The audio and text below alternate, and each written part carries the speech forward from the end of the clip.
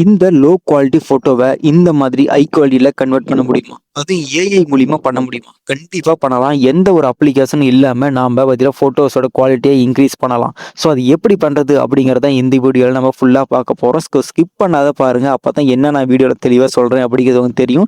இந்த ப்ராம்ப்ட் எங்கேருந்து எடுக்கிறது அப்படிங்கிறது நான் வீடியோல தான் சொல்லியிருப்பேன். ஸோ இப்போ நம்ம பாத்தீங்கன்னா ஒரு லோ குவாலிட்டியான ஃபோட்டோஸ வந்து நான் டவுன்லோட் பண்ணிக்கிறேன். ஸோ என்கிட்ட எந்த ஃபோட்டோஸும் இல்லாததுனால நான் வந்து ஆன்லைன்லேயே உங்களுக்கு செஞ்சு காட்ட போறேன்.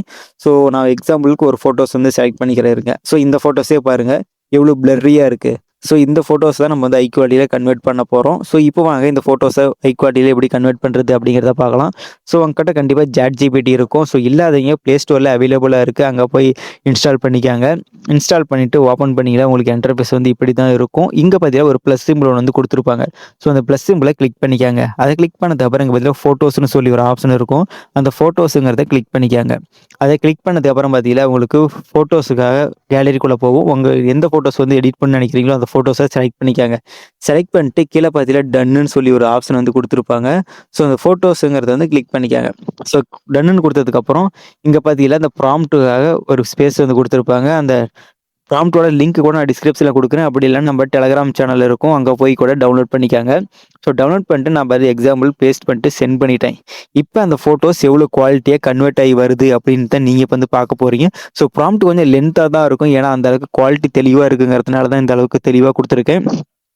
ஸோ இந்த ப்ராம்ப்ட் மட்டும் இல்லாமல் இப்போ இன்ஸ்டாகிராமில் ட்ரெண்டிங்கில் இருக்கிற எல்லாமே பார்த்தீங்கன்னா நம்ம சேனலில் வந்து அப்லோட் பண்ணியிருப்போம். செக் பண்ணி பாருங்க. கண்டிப்பாக உங்களால் ஃபோட்டோஸ் வீடியோஸ் எல்லாமே வந்து எடிட் பண்ணிக்க முடியும். இந்த ஃபோட்டோஸை ஃபைனலாக அவுட்புட் மட்டும் நீங்களே செக் பண்ணி பார்க்க போறீங்க எவ்வளோ குவாலிட்டியாக இருக்குன்னு.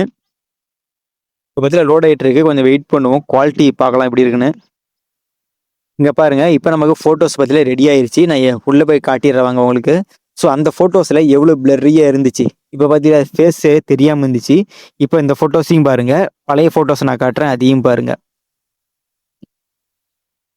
இந்த ஃபோட்டோஸ் பாருங்க. ஃபேஸ் ஏதாச்சும் தெரியுதா? ஸோ ஃபேஸே எதுவும் தெரியாமல் இருக்கும். இப்போ நம்ம ப்ராம்ப்ட் போட்டு ரெடி பண்ண ஃபோட்டோஸை நீங்களே பாருங்க.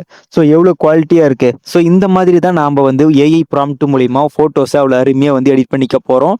ஸோ இந்த ப்ராம்ப்ட்டை மறக்காமல் சேவ் பண்ணி வச்சுக்கோங்க. உங்கள் பழைய ஃபோட்டோஸ்லாம் இருந்துச்சு அப்படின்னா கண்டிப்பாக அது வந்து லோ குவாலிட்டியாக தான் இருக்கும். அந்த ஃபோட்டோஸ்லாம் இதில் நம்ம கொடுத்து ப்ராம்ப்ட் போகிறது மூலிமா ஹை குவாலிட்டியில் கன்வெர்ட் பண்ணிக்கலாம். ஸோ கண்டிப்பாக இந்த வீடியோ யூஸ்ஃபுல்லாக இருக்கும். உங்கள் ஃப்ரெண்ட்ஸுக்கு ஷேர் பண்ணி விடுங்க.